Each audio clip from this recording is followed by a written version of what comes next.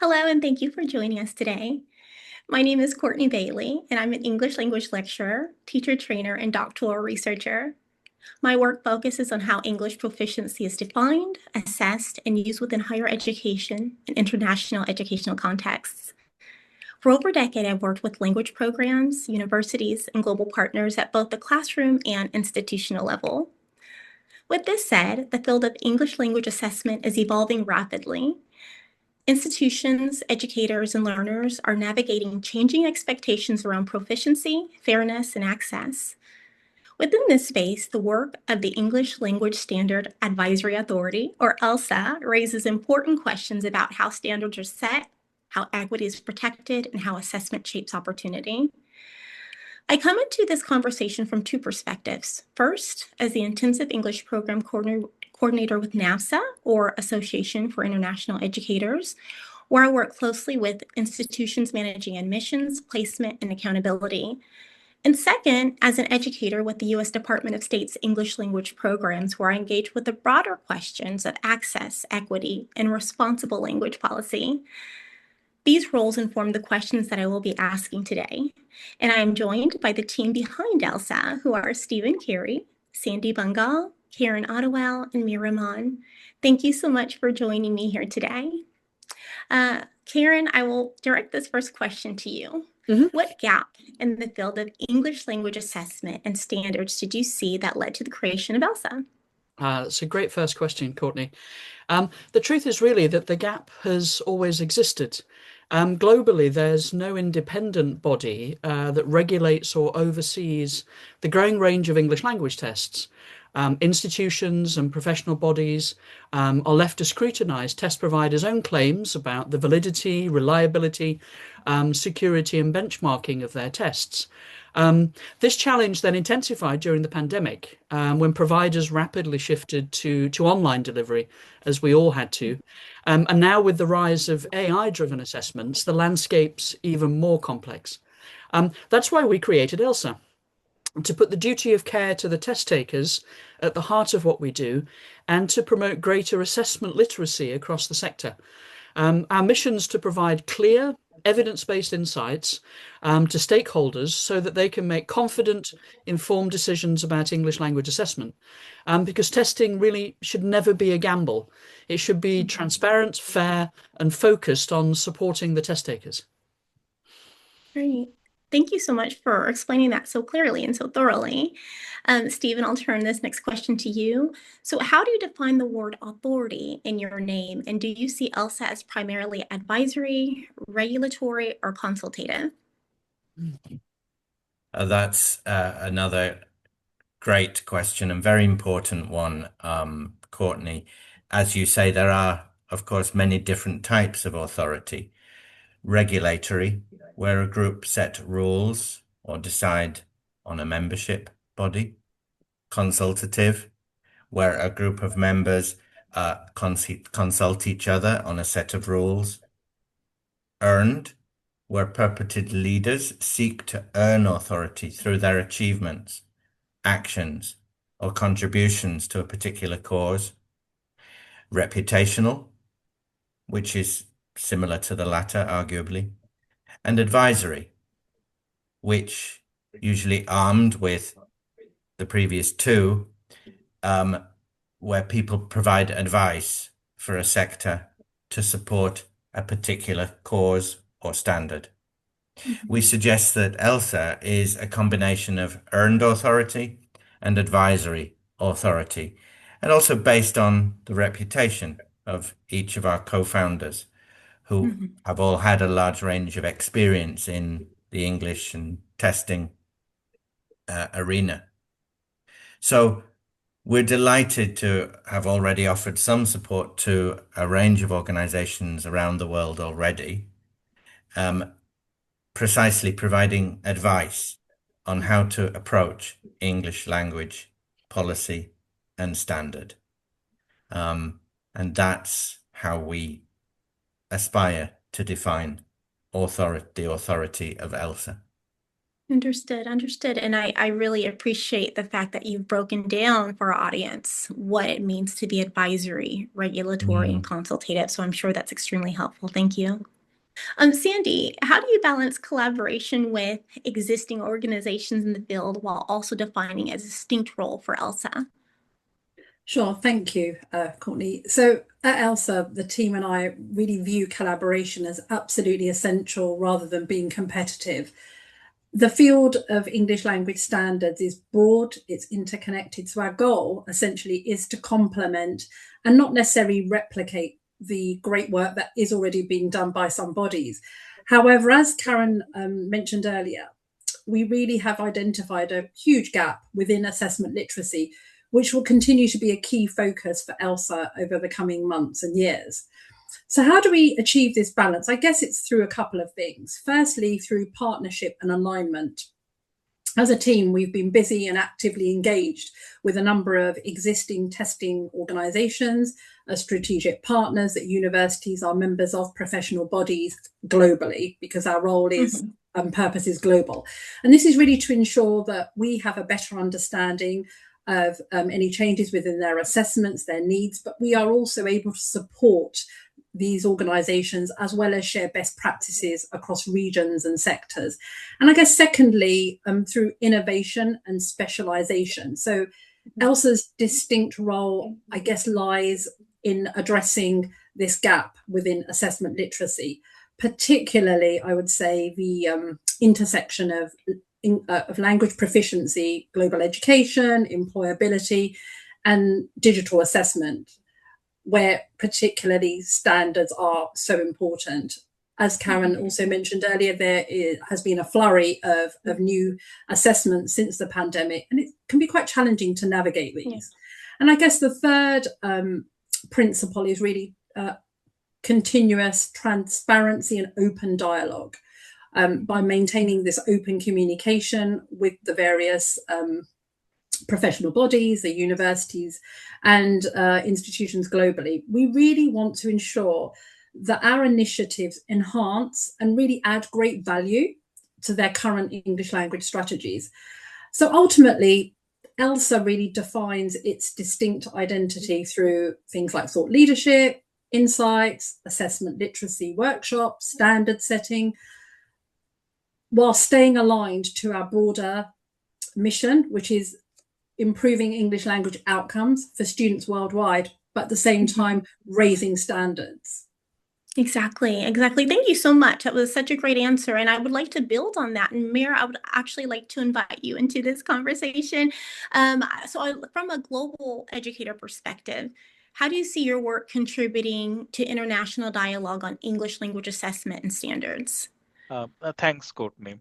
I'm really excited about this opportunity and the work I do, bringing transparency, trust and fairness in the whole English language assessment framework. So basically, what excites me most is we know that English language assessment has direct impact on people's education, international mobility, and also it creates opportunities for millions of people around the world. Exactly. Absolutely. I love that you mentioned accessibility and transparency. It's so important in proficiency examinations. And so, Stephen, building on that, speaking from the NASA perspective now, how do you see your mission supporting intensive English language programs specifically, as well as higher education institutions? Well, of course, we're here to listen as well, and we'll be hosting Q&A after doing this recording. So we're here to listen to what others have to think. In my view, what you just said, Courtney, supporting intensive English programs is the key word. The last thing IEPs need is another conflicting voice. What they do need, I'm told, in terms of English language and proficiency, is defensible rationales for policy decisions, which they have to take, comparable interpretations, or not comparison tables, but decision-ready guidance, something that That. really translates for them test scores into what students can actually do, and other data-driven or evidence-informed guardrails, and perhaps more generally, better alignment between admissions and on-course success in English. Also, as we've seen, especially since COVID, the proliferation in new English proficiency tests on the market, practical ways to handle all of these new tests, such as a vendor-neutral decision framework, for which tests to accept and how to use them, consistency and credibility around access and accessibility, which Mir just mentioned. This area remains a huge gap across the sector because of the different perceptions that everyone seems to have, or the different understandings that everyone seems to have around access and accessibility. We can also help protect institutions from different types of risk, audit and compliance risk, reputational or recruitment risk, and also support with professional development in language assessment literacy. Of course, of course. And I love some of the things that you just recently said that, really stood out to me. You said decision-ready guidance, which I think is so important. Evidence-informed guardrails, alignment, practical implementation, and then also consistency across the board. There's so much out there, and it can be very confusing and kind of convoluted. So I love that you bring these kind of key terms into focus, so that way we can better understand. And you've certainly given the audience a lot to think about with everything that you've just said.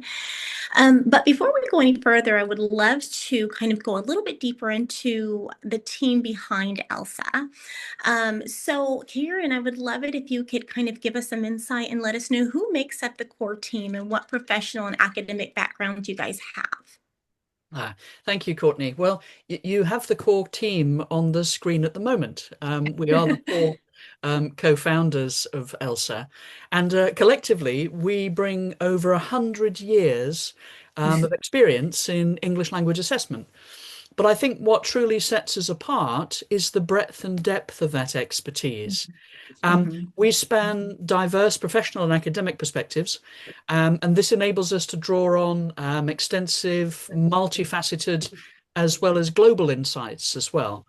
And so we can draw on this to kind of enhance the advice that we provide, so that not only is it informed, but it's also kind of rigorously grounded in real world practice across various contexts. For my own background then, my career has been rooted in universities in both the UK and in Germany, where I've taught advanced level English and also assessed linguistic and academic literacy proficiency. And today I'm the director also of ADTIS, which is the Academic Development and Training for International Students section at the University of Cambridge. And within that, I lead initiatives at the university to support international students' academic development and training. I also play a key role in admissions at the university, ensuring that English language assessment is fair, robust, and aligned with our own institutional standards. But overall, it's this combination of experience and perspective within ELSAA that allows us to kind of deliver guidance that institutions can trust, because it's built on decades of hands-on experience and a commitment to excellence in assessment. Exactly. Wow. Well, 100 years of collective experience is extremely impressive and says a lot about ELSAA and who you guys are as an entity. But I would like to know, individually speaking, what inspired each of you to become involved in English assessment and standards work? So I'll turn that question over to Mir. Thanks, Courtney. Yeah, as Karen mentioned about Team ELSAA, we have over 100 years of collective experience. And myself, I have been working in education sector for over 18 years. And most recently as a head of global exam systems at British Council. So my role was leading digital transformation for the largest scale English language assessment at British Council, digital innovation, and to provide secured, more transparent environment for the candidates worldwide. And also, what inspiring me is the team ELSAA, we collectively working to create a transparent framework for educators, universities, recognizing organizations, and finally for the candidates. I love that. I keep hearing transparency, transparency. I love that. Seems to be at the heart of ELSAA. Yep. And you said being impactful and serving, students and organizations worldwide. That's excellent. Sandy, what about you? What was your motivation for being behind ELSAA? Sure. I want to first of all start by saying how proud we are to have this expertise as a team of professionals, because we share a deep commitment to advancing quality, fairness, and global English language standards. And collectively, as colleagues have mentioned, we've worked globally with universities, professional bodies, governments, and there's a lot of valuable insights that we have. Each of us kind of come to this with a shared belief that English language proficiency shouldn't just be measured. It should be meaningfully developed and equitably recognised. More importantly, as my colleague Karen mentioned earlier, we must remember we have a duty of care to all applicants who are paying huge amounts of money to come and study overseas. We want to ensure that they progress and they are successful. Personally, I was inspired, I guess, to co-found ELSAA after 15 years or so working in high-stakes English language testing across the TOEFL assessment. I saw varying standards, I guess, in inconsistent benchmarks that were being used in the sector. And these were really, I felt, limiting opportunities for students, but at the same time, institutions alike. And I guess ELSAA emerged from a desire to what I call the 3 C's, to create clarity, consistency, and collaboration across the global English landscape by really focusing on the importance of English language assessment literacy so that informed, accurate decisions are being made. Clarity, consistency, and collaboration. Again, I love the words that you're bringing into focus, but I would like to pause here for just a second. Can you please walk us through what duty of care means to our audience? Sure. In terms of the duty of care is that we are accepting students onto programs where they have got the right level of proficiency to be successful. Okay, so the English language part is one piece of the jigsaw. Exactly. So the right scores have got to be set in order for students to be proficient. And when we talk about proficiency, it's again looking at what are the course requirements, how ready and able will the student be to succeed. So that's looking very carefully at the 4 areas, the receptive skills and the productive skills. So there's a lot of work that needs to go on in the background to ensure that the right level of English is set and that there is enough, I guess, support within the university to help that student. Understood. Thank you so much. And I'm going to go back to the question about what inspired each of you, and I'm going to turn it over to Stephen because I haven't heard from him yet about your inspiration.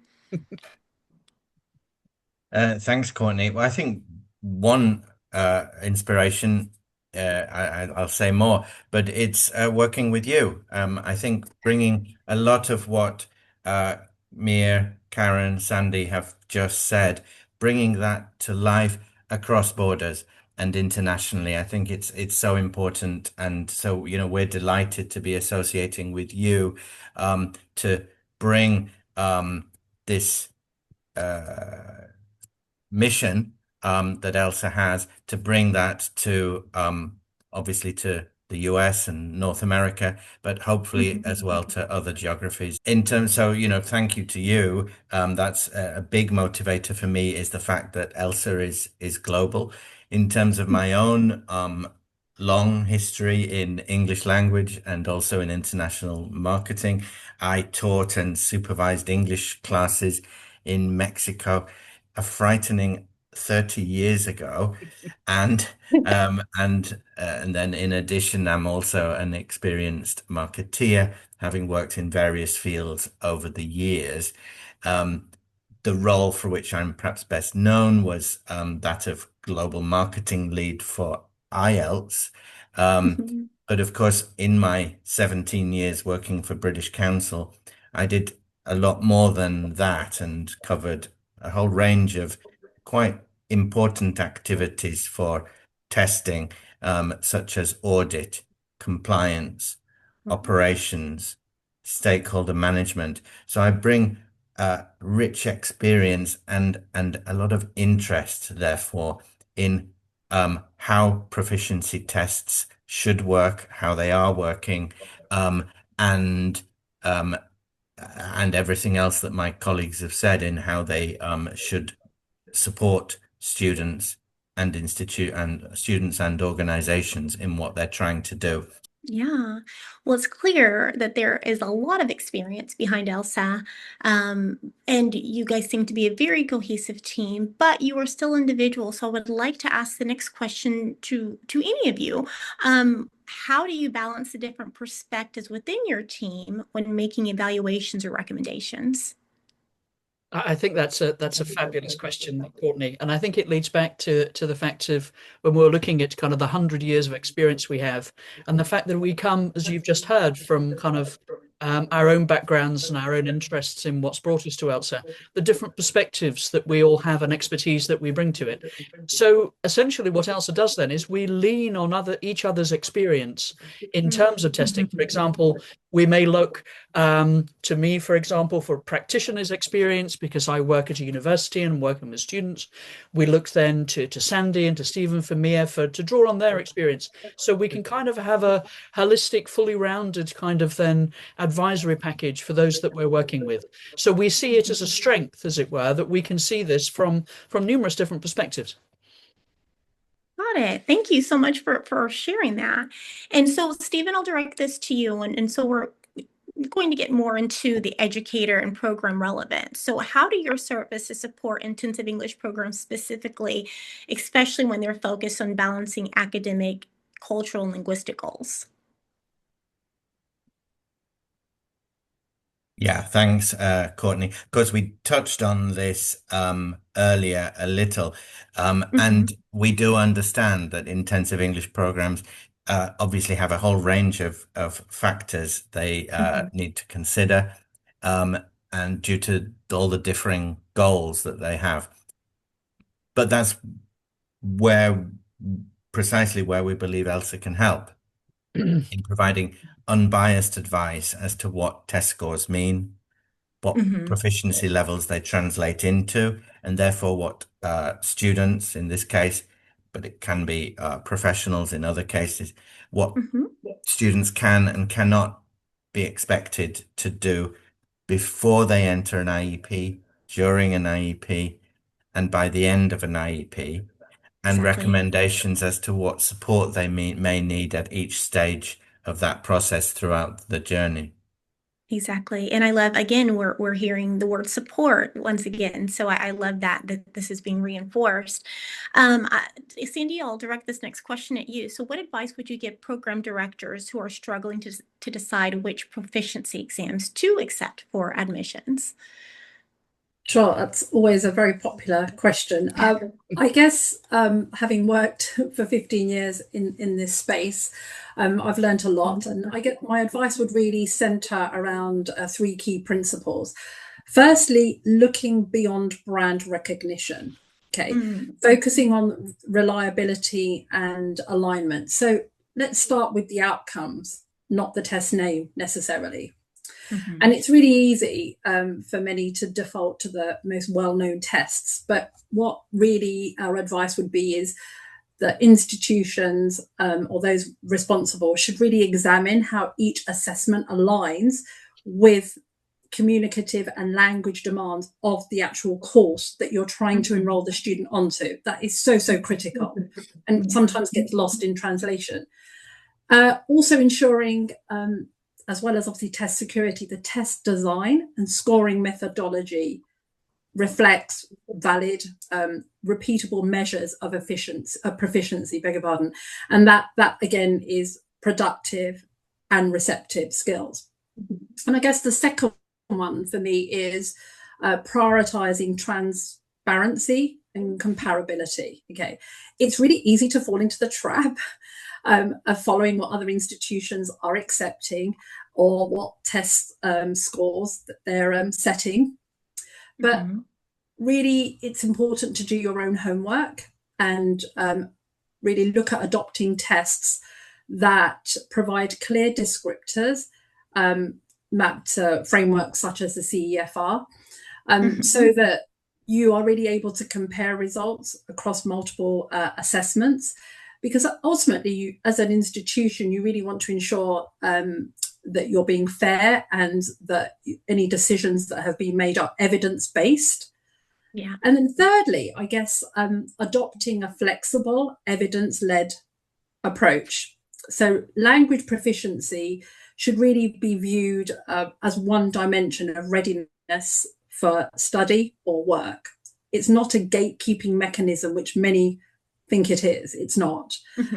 So absolutely, ELSAA, we welcome the number of different tests that are out there. The more access students have, but consider accepting a range of reputable tests that are supported by ongoing data review that you can either get from your own cohort of students or ask the testing body for what research that they have, because they do have access to information that can support the decisions that you need to make. And it's also really important to review your test acceptance policy periodically. And again, using student performance data, but also progression data that the testing body should hold. And in my opinion, this really in reality does not happen as often as is needed.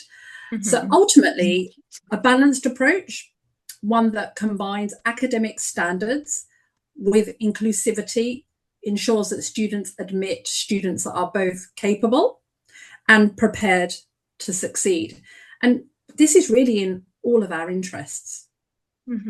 Absolutely. I love everything that you just said. So very important. Two things that really stand out to me is, you talked about brand recognition and not just simply going with an examination because it is well known. And then also, as you said here, most recently is just testing acceptance frequency. I'm reviewing that often and making sure that it is truly serving the learner. So I'm so grateful that you've said all of these things. It's so very helpful, and I think it's worth hearing over and over and over again. Thank you so much for that. And then Karen, I'll turn this question to you. Do you see a role for local or regional assessments alongside global exams such as TOEFL, IELTS, and Duolingo? Oh, a great question, Courtney. Yes, absolutely. I mean, globalized, standardized tests do, of course, provide a really useful snapshot of a test taker's kind of overall proficiency. But we do also have to recognize their limitations. No single test can capture every aspect of language ability. And so institutions and professional bodies, to link back to what Sandy was saying, they have to have that duty of care to understand not only what a test does measure, but also what it doesn't. And this is where local and regional assessments can play a really vital role.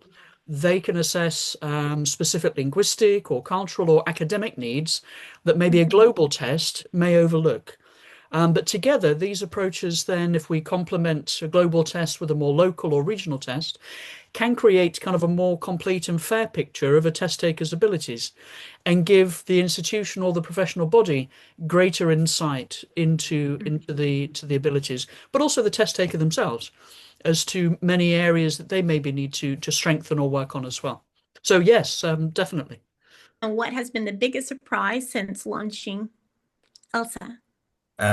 For me, it's been the enthusiasm for ELSA from the sector. It's been a wonderful surprise, and interestingly, we know people from a whole range of organizations who are urging us to go faster and do more quicker. So that's, I hadn't expected that. It's great. Yeah, I'm sure it probably is. And so again, we're talking about misconceptions that students or institutions might have about English proficiency examinations. Yes, I think for both understanding scores. Okay, so for institutions, before actually setting them, and let's not just try to focus on a particular number because another institution may have set that score. Look at what, going back to something we've said earlier, looking at what is the course demands, how proficient does a student need to be in each of the 4 key areas. Yeah. Again, not setting the bar too high but not too low, because you don't want to discourage students from applying to your university because you've not got the right score. But equally, you should not lower standards just to get more applications, because you're doing the students and yourselves a disservice. So each test that's available at the moment, the score comparisons are always benchmarked against IELTS, and that is not necessarily the best way to go about setting your scores. So first of all, it's understanding the test score. So whether that's listening to one of the responses and understanding what that number actually means and what the student is able to do, but then also reviewing these, and I mentioned standard setting earlier, but reviewing these periodically so that you are able to ensure that students are progressing, but also how much support can your institution give that student. That's really important when you're setting scores as well. Absolutely. Absolutely. Mir, I would like to ask you the same question about misconceptions and proficiency examinations. Sometimes people may think that there are only few assessment they can take. If they want to go for USA, they want to take a particular test. There are some misconceptions in the market, and sometimes people take IELTS, for example, they associate it with the UK or Australia. But again, good point. It's about providing adequate information to the candidate and the organization so that they understand that they need the proficiency, not a particular test for each country, individual country. So, and they can choose the right course and assessment framework. Exactly. And I'm hearing, and that's such a good point about, someone that takes TOEFL and then might be wanting to, attend a university or an institution in Australia or some other, space. I think that's so important and such a good point. I said that I had one last question, but this is actually the last question, and I'm going to direct it at Karen. So Karen, if you could redesign the English testing industry from the ground up, what would it look like? Oh, goodness. That's a huge final question there, Courtney. I wouldn't say that it's really a question of redesigning it from the ground up. But I think as you've heard from all of my colleagues here on the call today, it's really, I think going forwards in this space, there needs to be a greater focus on transparency and duty of care. Testing should never feel like an obstacle to anything. It should be fair. It should be a transparent process that respects the individual. This means really embedding that strong duty of care at every stage in the process, from the design of the test What are we assessing? How are we assessing it? Is it appropriate for what it's being used for, etc.? So the different stakeholders kind of collaborating and working together to show that duty of care to the people taking these tests. But also, as we've mentioned, numerous of us have throughout this call, ensuring greater assessment literacy for everyone involved. As noted right from your first question that kicked us off this evening, there are numerous players new coming onto the market, the pandemic through numerous kind of online testing, and we've now got the AI aspect coming in, of course, as well. We all need to upskill in this area to make sure that we're on top of these things so we can ensure that duty of care. So we need to kind of educate as institutions and test takers, becoming more assessment literate as well. Because when we really understand what a test can measure and why it can do it, we can create trust, we can reduce anxiety, and we can make an assessment a tool for empowerment rather than exclusion. And that's really just good practice, really. And it's essential for us going forwards, I think, in the testing area. And that's something that hopefully ELSAA will like to contribute towards. Exactly. Well, I'm so thankful for this conversation with you all. And I know that our listeners have gained a lot of insight into your perspectives today. So once again, thank you. This conversation has helped clarify who ELSAA is, the principles guiding your work, and how you're thinking about standards and equity and responsibility in English language assessment. So in our next recording, we will build on this foundation by moving directly into practice. We will explore how these standards are applied, how institutions and educators engage with them, and what this work means for learners navigating an increasingly complex assessment environment. So once again, thank you again for your time and for contributing to this conversation that matters deeply in the future of English language assessment. Thank you. Thank you, Courtney. Thanks, Courtney. Thank Thanks, you. Courtney.